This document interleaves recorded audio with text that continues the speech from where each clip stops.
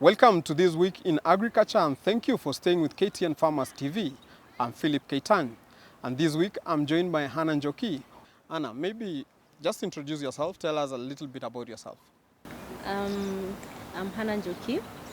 I'm a market specialist in a company called Usomi. We deal with data collection in precision agriculture and also connect farmers to markets. Oh, okay. Yeah. Thank you very much, Anna. Let's now look at our first story. Association of Kenya Feeds Manufacturers chairperson Joseph Karuri said the stocks given by National Cereals and Produce Board are on the verge of exhaustion. Processors are currently buying a 90-kilo bag of white maize at 4,000 shillings, up from previous 3,000 shillings. NCPB earlier sold the grade 3 maize to millers at 1,600 shillings a bag. Animal feed manufacturers were issued with 300,000 bags to ease the current shortage and lower the cost of feeds. The price of a 70-kilogram chick mash that was selling at 3,300 as late as in April has shot up to 3,600, while growers mash is now going for 3,100 from the previous 2,800 shillings. Standard dairy meal is now retailing for 4,000 shillings, up from 4,200 shillings. The association also wants the government to move with speed and resolve the stalemate that has threatened the import of maize following sharp differences between the Agriculture Ministry and the Strategic Food Reserve. Whereas the ministry said the country will import 12.5 million bags, the Strategic Food Reserve Board has opposed the move, saying there is only need to ship in 2 million bags. The ministry has indicated that out of the 12.5 million bags, 2 million will be yellow maize meant for animal feeds. What do you think about this story? What is your take? Feed issues have been a problem for the longest time, and for the manufacturers to lack restocking, it's because of basically as a country we don't produce our own raw materials. Let's say like sunflower, we don't produce. We don't produce soya. We don't produce cotton. All of these raw materials come from Uganda, and that is now the hindrance that we have, because when they come from Uganda, they come here and then we double the prices. In Uganda, the cost of feed is half the price for Kenya. Oh, okay. Yes. So that is now the biggest problem. We don't produce our raw materials. What we also have to remember is animal feed animal feed also uses maize, the same maize that we use for human consumption.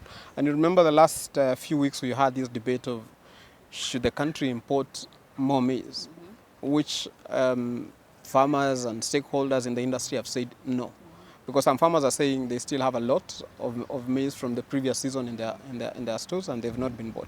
So this issue of us competing for the same food with the animals, do you think we need to get a solution? Definitely, because we cannot be consuming the same kind of maize with the animals. So the best alternative for us is the yellow maize, of which we can also do here in Kenya. We don't have to import. Farmers can do the one for human consumption, the white maize, and also for the yellow maize. Basically, white maize should not be used in animal feeds. Oh, okay. We should use the yellow maize. Because I remember some time back there was a ban on yellow maize growing in the country. Because you remember most of our farmers are small-scale farmers. So their farms are so close to each other. So if I grow yellow maize, the day they tussle, even my neighbor's maize, all of them will turn yellow. Exactly. Because of cross-pollination. So that's how yellow maize was banned. So what options do we have? Should yellow maize be given to large-scale farmers who have huge tracts of land that no other farmer is around? Or what options do we have? I think basically we should do things like zoning. Yeah, we know Trans Nzoia and the other areas there, the infrastructure that they have there allows them to do the maize for consumption. They have the silos and everything. Then I think the yellow maize does best in these sides of the eastern side, the Ukambani, these places. We can contract farmers to do so that there's no mix-up. Oh, okay. Yeah, our own farmers have the capacity to produce the yellow maize. Okay. And does our farmers only need to rely on processed feeds? Because I think now there's technology where farmers can make silage, which can last even longer. So when there's maize in plenty, they can be able to make silage. So do we need to employ some of these technologies, or where is the problem? Why is this becoming a problem, yet there are options? There are options, yes, and few farmers know how to go around those options. You see, now few farmers know how to do the silage. Some just know you just go cut grass, you bring to the farm. Some don't even know about the commercial feeding. So it's all about teaching our farmers, bringing that technology from whichever places they are to come and disseminate among the farmers. They can be taught. They can be taught in group. They can be taught in churches. There are so many ways of sharing the technology that we have for the farmers to have alternatives. Okay. Yeah. Earlier on, you told me you're a chicken farmer. Yes. How do you feed your birds? Okay, our birds. The first batch that we had is almost over. We had around 9,000 birds, and they do free range. So what we did, we constructed a hydroponic system. That is also the latest technology where you can grow fodder within for chicken. It's within 4 to 6 days. Then you can supplement with the commercial feeding. Okay. So the fodder gives the chicken protein, then the other one can give them the energy that they need. So when you do the two, you find that at least you cut the cost of feeding by around 20 to 30%. Going forward, you as a chicken farmer, apart from hydroponics, do you just rely on them free ranging, or you also supplement with chick mash, those others, and how much do this crop cost? We do supplement them with the kienyeji mash, and at the beginning they were consuming around 6 bags per day, per day. And also the good thing is that even our farm, we've planted grass, lucerne, desmodium, and bracharia grass. So when they're out there, they're scavenging, they can also rely on the grasses. Okay. Yeah. Also recently I've seen there are institutions and people who've come up with, they breed worms.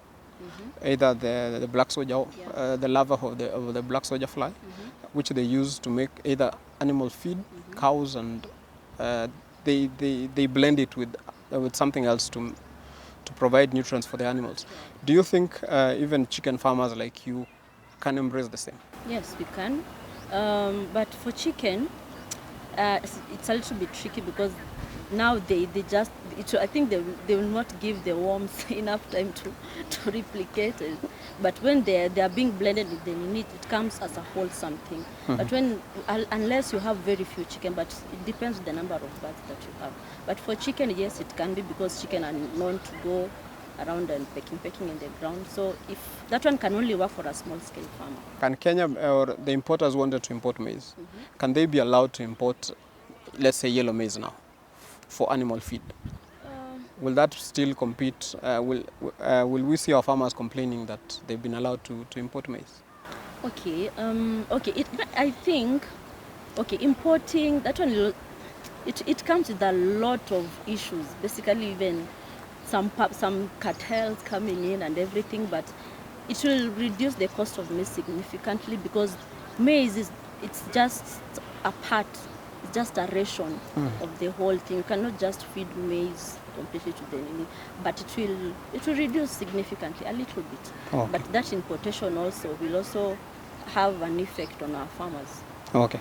Earlier on, you said most of the raw materials we use to manufacture animal feed come from the neighboring countries. Yeah. What are they doing right that us as a country are not doing? Because one, the cost of feed out there is cheaper, much cheaper than what we have here. What is the problem? Why is ours this high?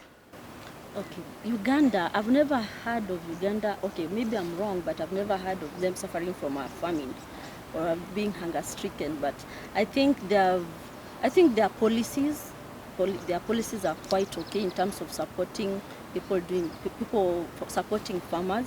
Also, the kind of environment that they have, I think, also enables them to be able to produce their feed at a low price. And also maybe the market, maybe they just know Kenyans, maybe we are lazy somehow, we just don't want to work.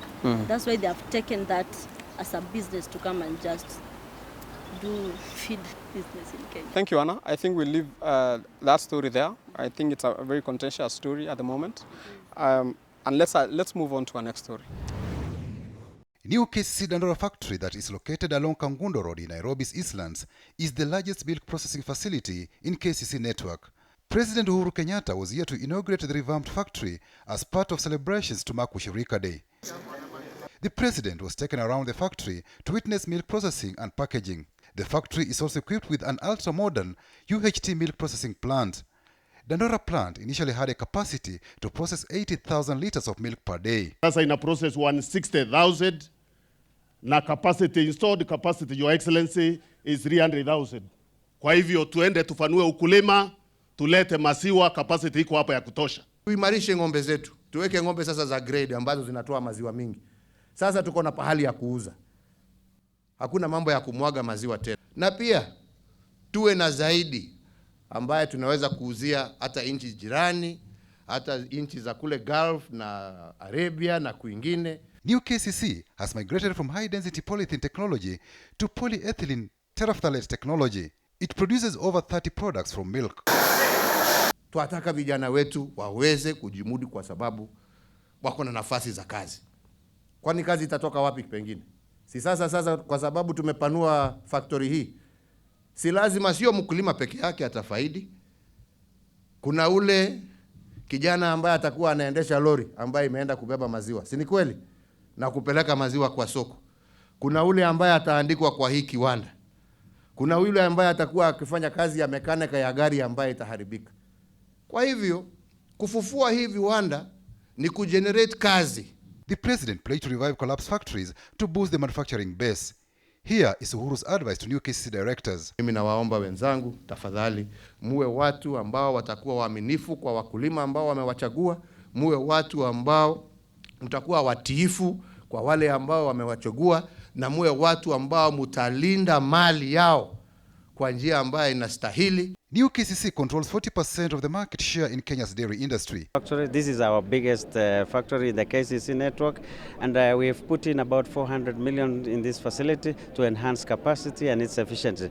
The machines that we've installed here are the state-of-art processing equipment in the dairy industry. For the last 3 years, New KCC has made a profit turnover of over 10 billion shillings. Currently, the farmers supplying milk to this facility, we pay them annually 2 billion. We believe now with the enhanced capacity from 160 to 300,000 liters of milk, the farmers will benefit. We are looking at the farmer pay to the tune of even 3 billion. That is going to transform the livelihoods of our dairy farmers in this country. We are now enjoying a turnover of over 10 billion. Not any government institution is in that league, and we want to assure the farmers of this country that we will continue with this growth path, sustain the dairy industry. New KCC also plans to revamp its factories in Nyahururu and Kiganjo. For a long time, KCC used to be the best processor of dairy products, not just in Kenya but across the region. But when the markets were liberalized, something went wrong. So what do you think about this move by government to start reviving some of these institutions? The dairy sector is a very huge industry. In Kenya, it employs a lot of people, the modern farmers, even those in the rural homes. So reviving these industries, the KCCs, will enable farmers to gain faith in whatever they are doing, the dairy farming, in terms of them taking the milk to the processing plants and them getting paid for what they are producing. Yes, okay. So it will help us now to have good quality milk in the market. It also help farmers to get profits. Talking of good quality milk, what we need to understand also is the market is liberalized, and there are also so many other private players in the same industry. Do you think KCC still stands a chance of dominating the market the way it used to dominate before? I don't think. Okay, it's a huge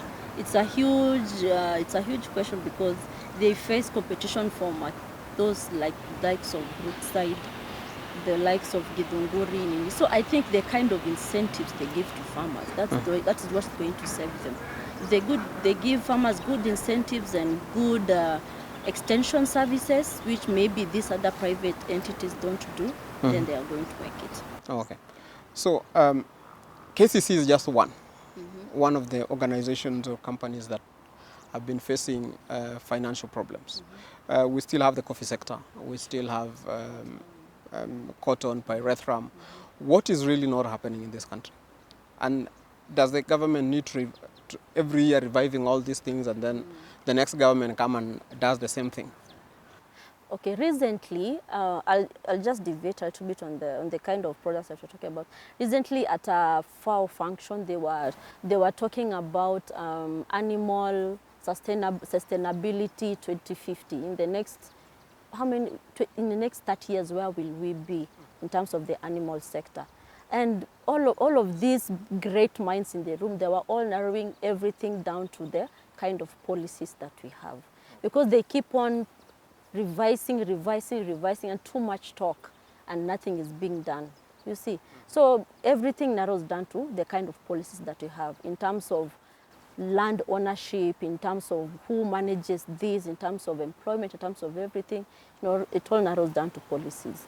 You also know that in Kenya, farmers are paid according to the amount of milk they've brought to the processor, not the quality of the milk. So we focus too much on the quantity than the quality, and that's why you see people adulterating the milk.